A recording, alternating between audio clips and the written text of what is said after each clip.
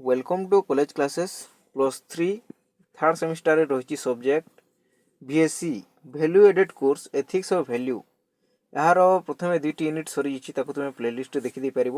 यह हूँ unit 3 chapter 2। यही चैप्टर 2 रे रही patriotic values and nation building जातीय मूल्यबोध और राष्ट्र गठन उपादान गुड़िक यह बहुत इंपोर्टेंट होगा जाऊँगी। समस्त वीडियो लास्ट पर्यंत देखिए। So let's discuss this topic. यार गोटे प्रस्तावना रही इंट्रोडक्शन। जातीयता पेट्रियोटिज्म जहाँ कहुए हेउछि देश प्रति भक्ति समर्पण भावना गर्व और कर्तव्यबोध। यही जातीयता जो पेट्रियोटिज्म देशभक्ति भाव रही देश प्रति पूर्ण भक्ति समर्पण भाव देखाइबा भावना गर्व निज देश प्रति गर्व करबा कर्तव्यबोध निजर देशर विकास किपरि हेबो ताहा प्रति कर्म करबा होछि देश प्रति कर्तव्यबोध भावना। जो नागरिक निज देशर समृद्धि सुरक्षा और प्रगति पाई निजर सबकिछि देबाकू प्रस्तुत सेमानकू परिपूर्ण देशभक्त बोली कहा जाय थाए। गोटे व्यक्ति रहिसंती से निज देश प्रति सबकिछि बलिदान देबाकू राजी अछंती से होचंती पूर्ण देशभक्त। देशर इतिहास संस्कृति धरोहर और संगठित मूल्यबोध प्रति भल पाइबा हेउछि जातीयतार प्रथम चिन्ह। सेथिपई जातीय मूल्यबोधर विकास देशर गठनर अत्यंत आवश्यक भाग अटे। देशभक्तिर मूल्यबोध देखिदेबा देश प्रति भल पाइबा लव फॉर द मदरलैंड देश प्रति निर्वार्थ भल पाइबा हेउछि देशभक्तिर भित्ति। देशभक्त गोटे केतेबेले हेब जितेबेले तार देश को से पूर्ण भाव भल पाइब समर्पण बोध थिबो। देशर पृथ्वी पानी संस्कृति भाषा और लोक मानक समान भाव आदर करबा एही मूल्यबोधर उदाहरण। आमे भारत देश रे रहूचु भारतीय लोक मानक भल पाउ नाही ताहेले ताहा कोन हम देशभक्त हो पारिबो नहीं। आमे देशर भल पाइबा देशर नागरिक मानक सम्मान जणाइबा और सही देशर पानी संस्कृति भाषा जो रही परंपरा को सम्मान देबा ताहेले जाए आमे पूर्ण देशभक्त हो पारिबा। देशर एकता और अखंडता नेशनल यूनिटी एंड इंटीग्रिटी बजाय रखिबा। जाति धर्म भाषा अंचल सबु विभिन्नतार उपरे थिबा समाज को एकतार सूत्र रे बांधिबा। आम भारत रे कौन होची बहुत भाषाभाषी लोक रहुचंती बहुत राज्य रही सेमानकर मध्य रे विभिन्नता रही किंतु से विभिन्नता मध्य रे जदि एकता अछि ताहेले समस्तक मध्य कौन रही देशभक्ति रही। एकता भांगिले देश दुर्बल होता है एवं एकता शक्तिशाली हेले देश समृद्धशाली होता है। जदि पूर्व ओडिशार लोक मैंने कौन करेंगे पश्चिम ओडिशार लोक भल नुहे कहे पश्चिम ओडिशार लोक कहे पूर्व ओडिशार भल लोक नुहे ताहेले ओडिशार विकास हो पारिबो नाही। यदि आमे उभय जो भाग भाग कर समस्ते एक होई आमर ओडिशार किपरि विकास हेबो ताहा चिंता कले आमर ओडिशार विकास हेबो। सही परि भाव रे भारतर पूर्व भारत और दक्षिण भारत रे जो चली ताकू आमे दूरे दे देशर विकास किपरि हेबो ताहाकू आमे गुरुत्व प्रदान कले देशर उन्नति हेबो।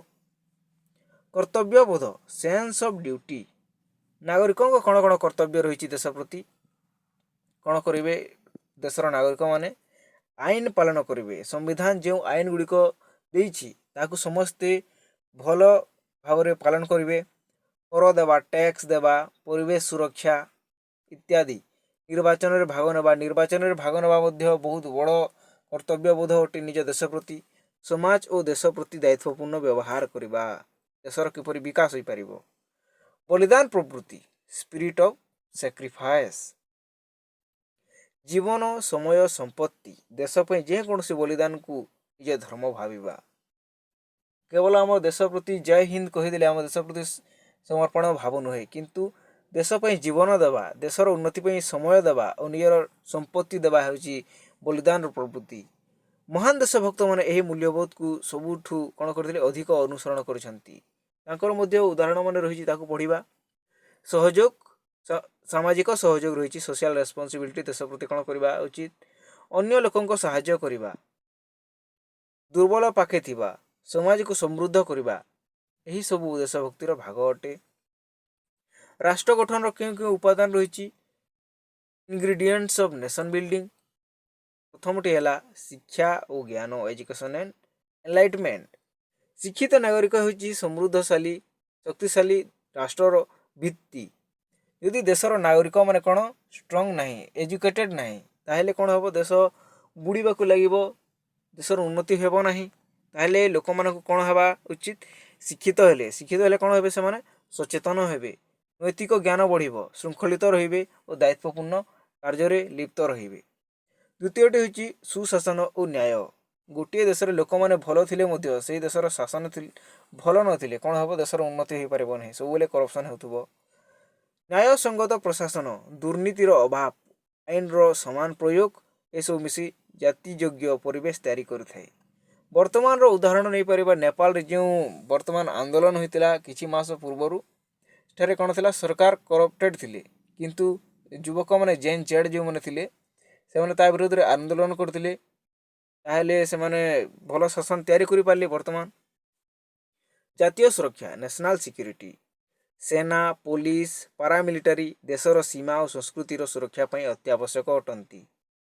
यदि देश रही समृद्धशाली कौन से अन्य देश ताकू अटैक कर जोपरी भाव तालिबान अफगानिस्तान मध्य जो होता समस्ते जानते। सामाजिक समता रही सोशल इक्वालिटी हेले भल हेब। जाति धर्म लिंग अंचल जेकोसी विभिन्नतार उपरे आमे कौन करवा समता राष्ट्र गठन पुण्य आधार अटे। यदि एमानक मध्य भिन्नता नहीं ताहले देशर उन्नति हेब। अन्य पॉइंट होची अर्थनैतिक समृद्धि इकोनॉमिक डेवलपमेंट। कृषि शिल्प व्यवसाय प्रजुक्ति विद्या रे राष्ट्र कौन होते स्वावलंबी और समृद्ध करें ताहले देश निश्चित भाव में ही क्षेत्र में निजर विकास करने उचित। अन्य पॉइंट है सांस्कृतिक धरोहर सुरक्षा प्रिजर्वेशन ऑफ कल्चर। यह गोटे बहुत इंपोर्टेंट। गोटे देश निजर कल्चर कल्चर पर कौन होते विकासशील होता है से कल्चर को फॉलो कले कौन हम तार विकास हो। भाषा पारंपरिकता शिल्प साहित्य यह धरोहर जो रही देश को स्वतंत्र अस्तित्व देता है। भारत गोटे यूनिक राष्ट्र जहाँ नहीं भारते ताहा नहीं जगती कह जाए। यदि आम निज देशर कौन करवा परंपरा को नष्ट कर चलवा ताहले देशर विकास रही पार ना यह कौन हम अस्तित्व हर दे बस। नेक्स्ट पॉइंट गुड़िक हूँ महान देशभक्त मान उदाहरण केते गुड़े उदाहरण रही आम देखीदे। प्रथम होती राणी लक्ष्मीबाई समस्ते शुणिथिबे ना। झांसीर राणी लक्ष्मीबाई भारतीय महिला मानक भयहीनता और साहसर प्रतीक अटंती। समस्ते जानते से किपरि भावे वीर वीरांगना होई इंग्रेज मान विरोध में युद्ध करते। 1857 विद्रोह रे से कही मैं मेरी झांसी नहीं दूंगी मैं मेरी झांसी नहीं दूंगी क्या इंग्रेज मानू से देश निज जीवन बलिदान कर साहस नेतृत्व और देशभक्ति आज जाए लोक मान प्रेरणा दे थाए। आम एग्जाम रे एलाबोरेट कर लिखिपर। द्वितीय होती भगत सिंह समस्ते द्वारा इंस्पिरेशन पाइथिबे। भगत सिंह थिले इतिहास सबुठारु तीव्र देशभक्त मानक मध्यरु गोटिए। से छोट बयसरु सारा भारत रे चहल पकई देथिले। महात्मा गांधी सहित तांकर समकक्षी थिले। से देशर स्वाधीनता पाई से जीवन को खेल कर देथिले। तांकर दृढ़ निष्ठा विद्रोही स्वभाव त्याग युवपीढ़ी पर अद्वितीय दृष्टांत अटंती। भगत सिंह राजगुरु जो थे सांगे यहाँ आम एलाबोरेट कर लिखिपर। तृतीय होती मंगल पांडे। मंगल पांडे को नाम समस्ते शुणिथिबे। मंगल पांडे 1857 जो प्रथम युद्ध होता ताहा प्रथमे मंगल पांडे द्वारा स्टार्ट होता। कहीं से बंधुक जो घुषुरी चर्बी और गाई चर्बी लगी विरोध में से गुली कर देते गोटे इंग्रेज सैन्य को। तांको यही युद्ध आरंभ है। साहसर इंग्रेज सरकार कंपी थी। से निज जीवन बलिदान करी समग्र देशर स्वाधीनता को आगुन लगाई। नेक्स्ट होती बिरसा मुंडा संबलपुर आदिवासी स्वाधीनता संग्रामी मानक मध्यरु सबुठु श्रेष्ठ नाम होती बिरसा मुंडा। से दुर्बल शोषित और आदिवासी मानकर संरक्षण पर मुंडा आंदोलन करथिले। तांकु इंग्रेज माने धरी पारु नथिले। से महान योद्धा थिले। ଉଲଗୁଲାନ ସମସ୍ତେ ନାଁ ଶୁଣିଥିବେ। ଉଲଗୁଲାନ ଯୁଦ୍ଧ ତାଙ୍କର ଆନ୍ଦୋଳନ ଆଦିବାସୀ ଚେତନାକୁ ଜାଗୃତ କରିଥିଲା। ସେ ଆଦିବାସୀ ଗୌରବ ସମାନତା ଓ ଅଧିକାରର ପ୍ରତୀକ ଥିଲେ। ନେକ୍ସଟ ହେଉଛନ୍ତି ଲକ୍ଷ୍ମଣ ନାୟକ। ସେ ମଧ୍ୟ ଇଂରେଜମାନଙ୍କ ବିରୁଦ୍ଧରେ ସେ ଯୁଦ୍ଧ କରିଥିଲେ। ଓଡ଼ିଶାର ଗର୍ବ ଲକ୍ଷ୍ମଣ ନାୟକ। ସେ ଦକ୍ଷିଣ ଓଡ଼ିଶାର ଆଦିବାସୀମାନଙ୍କ ମଧ୍ୟରେ ସ୍ୱାଧୀନତାର ଲାଗି ଅଗ୍ନି ଜଳାଇଥିଲେ।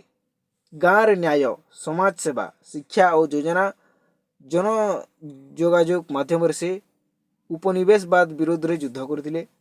ତାଙ୍କୁ ଭୁଲ ମାମଲାରେ ଫସି ଦେବା ଯାଇଥିଲା। ତାଙ୍କୁ ଲୋକମାନେ କ'ଣ କରିଥିଲେ? ଫସାଇ ଦେଇଥିଲେ। କିନ୍ତୁ ତାଙ୍କ ଆଦର୍ଶ ଆଜି ଯାଏ ଓଡ଼ିଶାକୁ ପ୍ରେରଣା ଦେଇଥାଏ। ନେକ୍ସଟ ହେଉଛନ୍ତି ସୁଭାଷ ଚନ୍ଦ୍ର ବୋଷ।